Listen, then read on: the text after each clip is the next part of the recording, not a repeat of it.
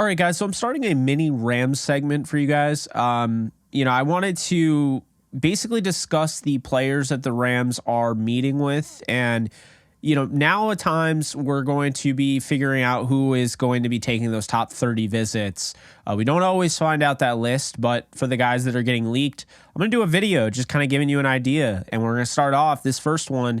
A player I really like, a player I really, want to see in Horns. Jaren Hall out of BYU. I think when you look at Jaren Hall and what he can do, first off, he's my QB 5. He's somebody that's a dynamic dual threat quarterback, kind of similar to Jalen Hurts his rookie year. That's actually my comparison to him, like where he's at as far as, what he's capable of. A quick decision maker. He's somebody that I feel like his athleticism is very dangerous, but the thing about him is that he wants to use his arm more than he wants to use his legs. He wants to use his legs to, set up the pass. And, a thing when I watch the tape with Jaren Hall is this is a guy that wants to set his feet. This is a guy that wants to make some moves, have his pocket mobility take off for him and then put himself in position to succeed. So that's what you're getting with Jaren Hall. He's going through half field progressions on tape. He's not a guy making full field reads. He's not yet, I wouldn't say he's confident enough to make those reads yet. So if you're looking for a starting NFL quarterback, that's not Jaren Hall, and that's exactly why the Rams would be interested. It's why he makes sense for the Rams. He's a developmental guy, but I think he's further along the curve than he's given credit for.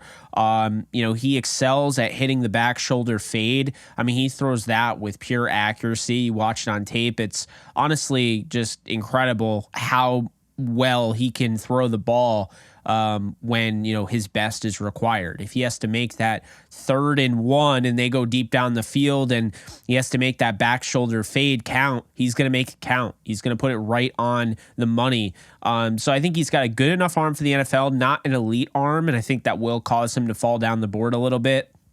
I thought his placement when he has time is just absolutely fantastic. When he's able to step into his throw, he's got fantastic ball placement. He's more pinpoint accurate than generally accurate, which is something that I very much look for in quarterbacks if I'm going to draft him. And I feel like his floor is higher than people are giving credit. He didn't turn over the ball much at BYU. And, he is a guy that could be a real franchise quarterback if given the opportunity. And when I look at Sean McVay, what he did with Baker Mayfield, he's got kind of a similar skill set to Baker Mayfield. Although I would say he's a little bit more athletic, actually a lot more athletic, but he plays that same type of style. So I think he's going to translate to the NFL. And if he goes into a Sean McVay offense, I think now you're cooking with gas. So this is somebody, in case you didn't know, he's a 2-year starter at BYU. He took over after Zach Wilson went into the NFL draft, and he had a 63.9 completion percentage. I don't look too much into stats, but I still think stats are worth bringing up. They're not everything in college, but they're worth bringing up. He had 5,754 passing yards, 51 touchdowns, 11 interceptions. He ran for 6 touchdowns and 653 yards. So when I'm watching Jaren Hall, I'm seeing a guy who I would pick on day 2 based on talent. Doesn't matter what team I'm on or who I'm drafting for. He's a day 2 talent, okay? Whether that's the 3rd round, 2nd round, doesn't really matter. He's a day 2 talent. But I think he's going to go on day 3. He didn't have a great Senior Bowl. So I think he's going to drop, and I think he falls right in that 5th round mix. Before we get too much into it, just remember last year, everyone was talking about Malik Willis. Is he going to go in the 1st round? How high in the 1st round is he going to go? So it became that, and then all of a sudden he fell to the 3rd, right? We saw a significant drop with quarterbacks last year, guys falling way out of the 1st round, right? You don't see that many quarterbacks outside of, Bryce Young, Anthony Richardson, CJ Stroud, Will Levis, who I don't even think is a 1st rounder. Those are the 1st rounders that are going to go in the 1st round. I'm not buying what they're selling with Hendon Hooker, who is my QB4. Hooker's going to go on day 2. He's going to go early in the 2nd round. I don't think he's going to be a 1st round pick. There's no need for him to be a 1st round pick because I think you can get him in the 2nd. He's coming off a torn ACL. He is 25. Those are variables that could get him to fall. Jaren Hall, on the other hand, he's not old and he's not coming off a serious injury, but he wasn't great at the Senior Bowl. And I feel like teams are going to hold that against him. And I think teams are going to hold it against him that he's not, the biggest quarterback, right? And that he's not making full field reads. And I think at the end of the day, if he falls into the day 3 section, even if it's the 4th round, I think the Rams consider a trade up. They've met with him multiple times.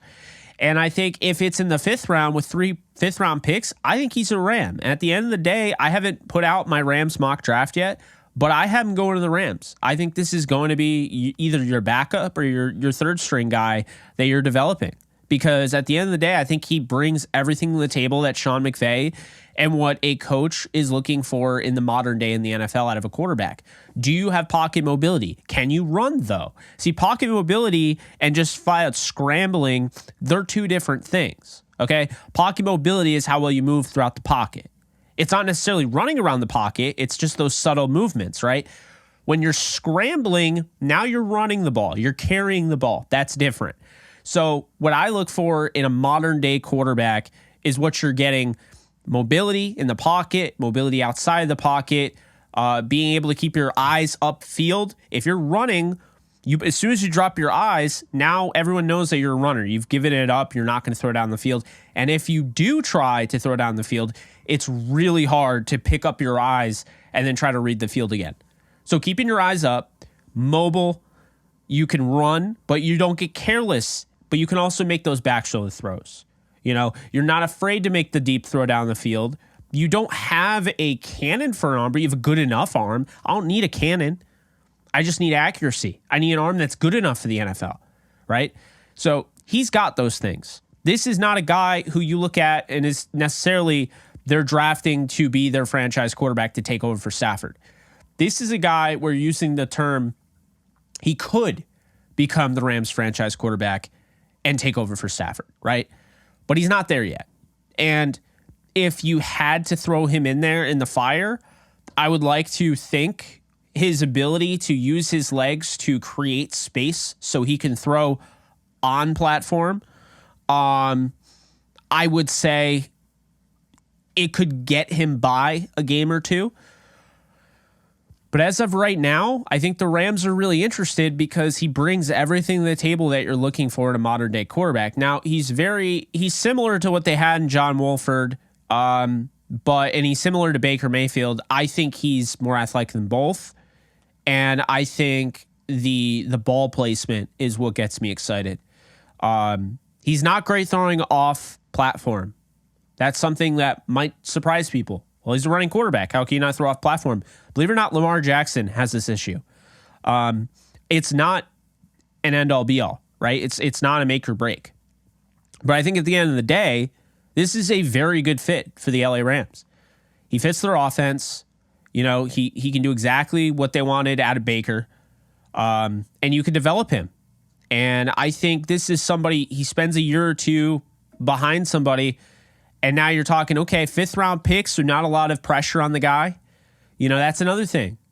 The problem that people are making is they're looking at the helmet. They're looking at the Y. They're like, okay, BYU, oh, Zach Wilson, Jaren Hall. It's not both of them, okay? It's Jaren Hall.